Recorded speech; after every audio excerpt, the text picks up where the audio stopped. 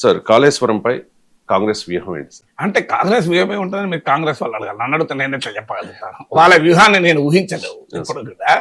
కానీ ఎందుకు Congress party CBI పైన ఒత్తిడి తేవాలనుకుంటుంది మాత్రం విశ్లేషించగలరు.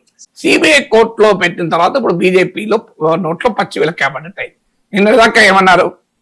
కాళేశ్వరంలో 1,00,000 కోట్ల అవినీతి జరిగింది, రేవంత్ రెడ్డి కేసీఆర్ మిలాఖత్ అయ్యారు, అందుకే కేసీఆర్ ఏం చేయడం లేదు, అరెస్ట్ చేయడం లేదంటూ బీజేపీ మాట్లాడు. ఇప్పుడు మీకెక్కడ పెట్టారు కదా, నువ్వే చేయరాదు అంటే వీళ్ళు కామ్లేదు, కిమ్ అంటలేదు, ఏమంటలేదు. ఇంతవరకు సిబిఐకి అప్పచెప్పినాక కదలిక లేదు, మెదలిక లేదు.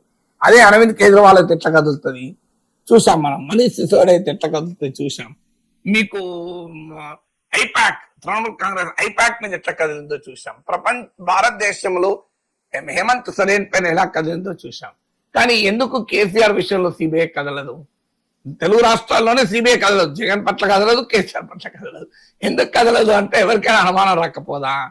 అంటే మరి మీరే చెప్పారు, పోనీ తప్పు జరగలేదన్నా అంటే బీజేపీ చెప్పింది కదా 1,00,000 కోట్లు తిన్నామని. అందువల్ల రేవంత్ రెడ్డి వ్యూహాత్మకంగా దెబ్బతీశాడు బీజేపీ. ఇప్పుడు బీజేపీ ఏం ఆన్సర్ చేసుకోవాలి? ఇది ఒక డైమెన్షన్. అదే కాకుండా కూడా భవిష్యత్తులో పొత్తుకు అవకాశం ఉంటుంది. కాంగ్రెస్ కు ప్రధాన ప్రత్యర్థిగా ఉన్న పార్టీని బీజేపీ దూరం పెట్టే ప్రసక్తే లేదు.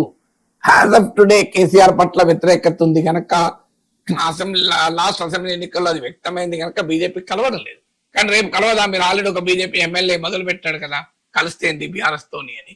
సో అందువల్ల ఫ్యూచర్ పొటెన్షియల్ మిత్రపక్షమైన బీఆర్ఎస్ ను ఇవాళ ఇబ్బందుల్లో పెట్టే రీతిలో కేసీఆర్ అరెస్ట్ చేసే ప్రసక్తే లేదు. సో అందువల్ల మీకు ఒక్కసారి కేసీఆర్ సిబిఐ అరెస్ట్ చేస్తే బీఆర్ఎస్ ఎమోషనల్ గా బీజేపీతో కలవడం సాధ్యం కాదు.